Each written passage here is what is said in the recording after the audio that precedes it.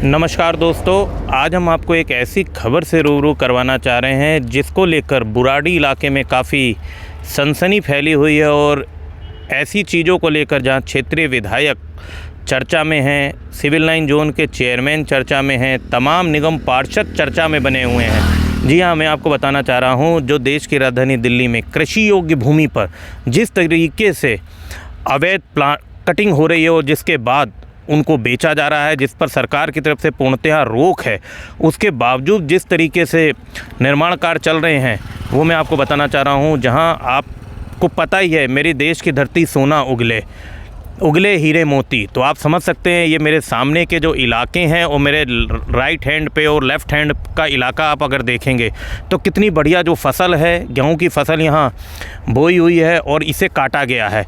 तो आप समझिए कितनी मेहनत से जब किसान अपनी फसल को काटता है तो उसको पूरे साल की मेहनत का फल मिलता है। और जो सोना उगले वाली कहावत है, सोना का मतलब हो गया जो पैसा है वो मिलता है। लेकिन अब यहाँ पर स्थितियाँ बुराड़ी में बदल चुकी हैं। बुराड़ी के अंदर जो भी किसान रहे हैं, अब उन्होंने धीरे धीरे अपनी खेती बंद करके अपनी ज़मीनों को बेचना शुरू कर दिया है। क्योंकि अगर मैं बात करूं, ये वो ज़मीनें हैं जिस तरीके से फसल उगाने के बाद सोना उगलती है, लेकिन आज एक एक बीघे को जब बेचा जाता है तो करोड़ों रुपया मिलता है।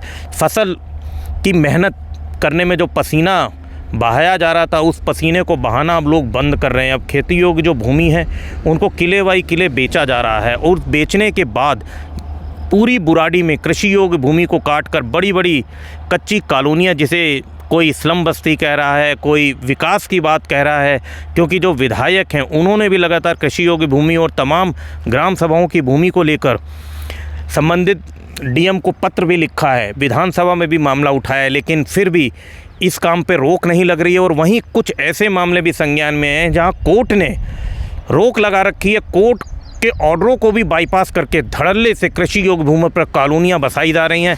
अब ये देखने वाली बात होगी कि सरकार बदली है, सिस्टम बदलेगा कि नहीं बदलेगा, क्योंकि जहां जिनकी जिम्मेवारी है, चाहे वो ज़िला अधिकारी हों, चाहे एसडीएम हो या थाना पुलिस एमसीडी के अधिकारी हों, डीडीए के अधिकारी हों, कहीं ना कहीं सबकी मिली भगत से इस कृषि योग्य भूमि पर धड़ल्ले से अवैध कॉलोनियाँ काटी जा रही हैं। अब इस पर संज्ञान लेने की ज़रूरत है। अगर इन सब चीज़ों पर संज्ञान नहीं लिया गया तो बुराड़ी में जिस तरीके से आप घटनाएं देख रहे हैं, बहुमंजिला इमारतें जो बिल्डर बना रहे हैं, कच्ची मसाले का जो उपयोग करके बिल्डिंगें गिर रही हैं। जैसे आपने कौशिक विहार की घटना देखी, कल आपने दयालपुर में घटना देखी। यहाँ बुराड़ी में 6 लोग मर गए, गरीब मजदूर, वहाँ 11 लोग और कई परिवार तबाह हो गए।